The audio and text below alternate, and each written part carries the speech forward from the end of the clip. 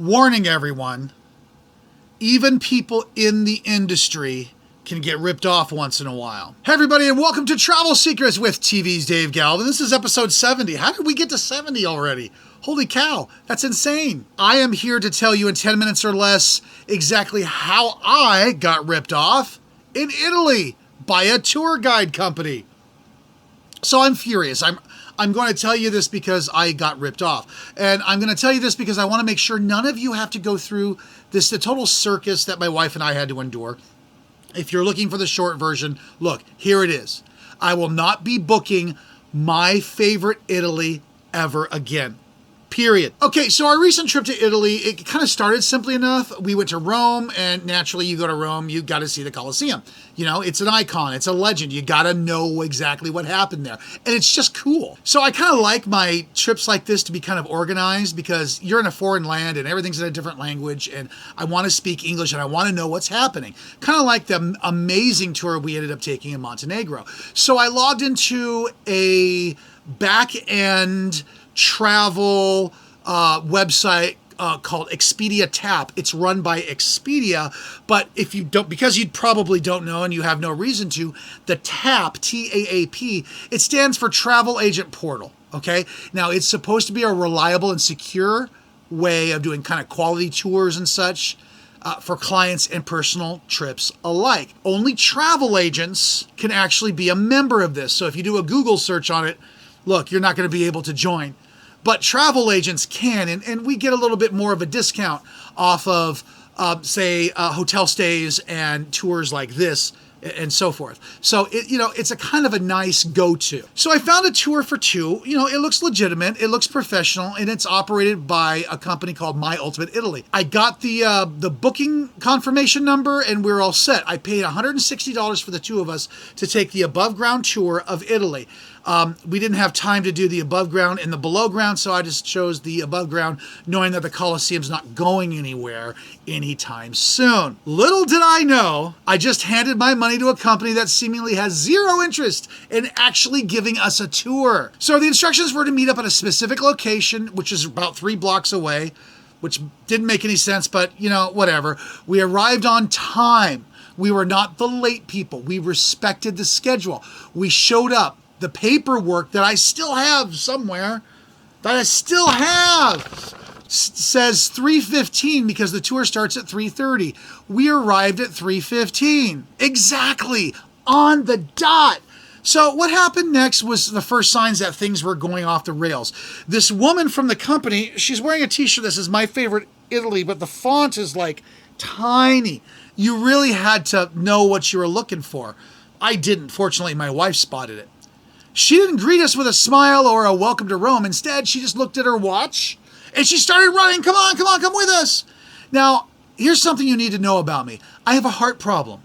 I don't run. I can't run. My body isn't physically built for a 100-meter dash through a crowded streets of Rome in the heat. I'm not moving quickly. And I told her this. Did she slow down? No, she kept running, sprinting towards the Colosseum like she's trying to qualify for the Olympics. So my wife and I are struggling to keep up, weaving through crowds of tourists, dodging and weaving like we're playing football or something. We're dodging all the selfie sticks and trying not to have a medical emergency on the cobblestone.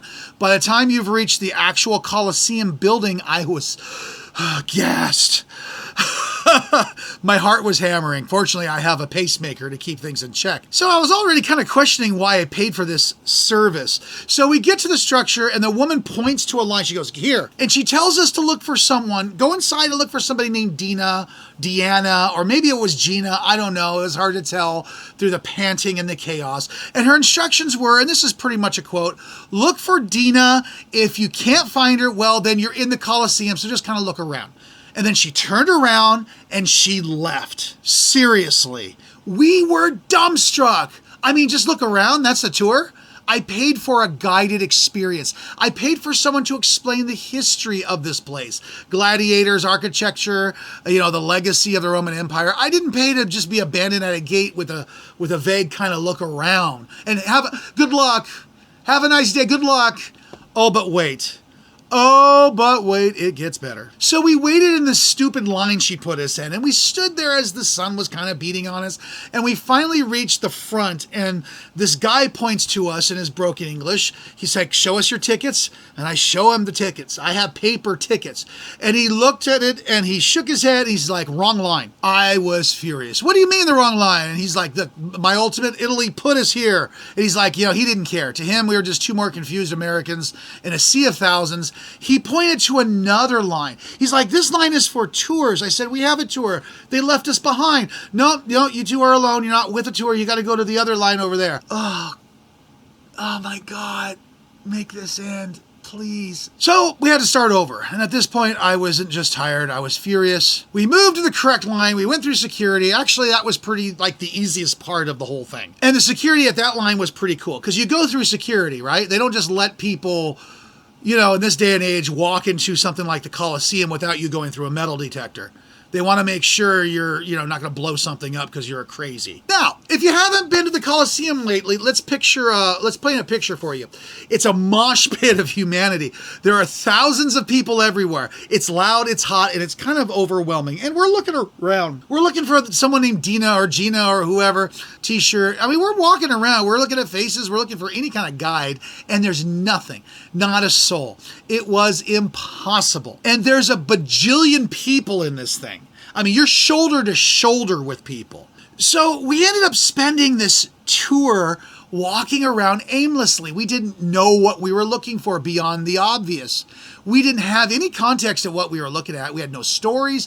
We essentially paid this massive premium to walk around ourselves through a building we could have entered for at a fraction of the price if we had bought tickets directly. We were ghosted in the middle of one of the busiest tourist attractions on the planet. Now, mind you, since we had no idea what we were looking at and everything kind of looks the same, after about 20, 30 minutes, my wife and I were kind of like, yeah, I'm kind of done. I mean, okay, I get it. The Coliseum. We had no context what we were looking at. It was just a big old building to us. So we kind of just left and went and had lunch. So as soon as we got back home, not the hotel, but done with the entire trip, I contacted Expedia Tap and I filed a formal complaint. I laid out exactly what happened, the forced running, the heart condition, the wrong line, the vague instructions, the missing guide, and of course, the total lack of service. And I said, I want a refund because I didn't get what I paid for. If you pay for a steak and the waiter brings a glass of water and tells you, look around the kitchen, you don't pay for the steak. However, and here's where it gets funny.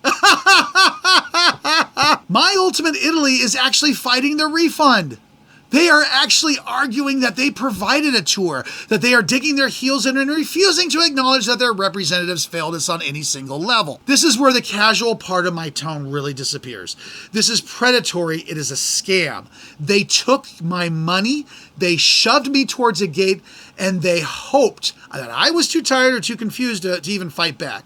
Well, they picked with the wrong guy. In actuality, if they refuse ultimately to issue me a refund, I'm just going to contest it on my credit card and I'll just get my money back this way.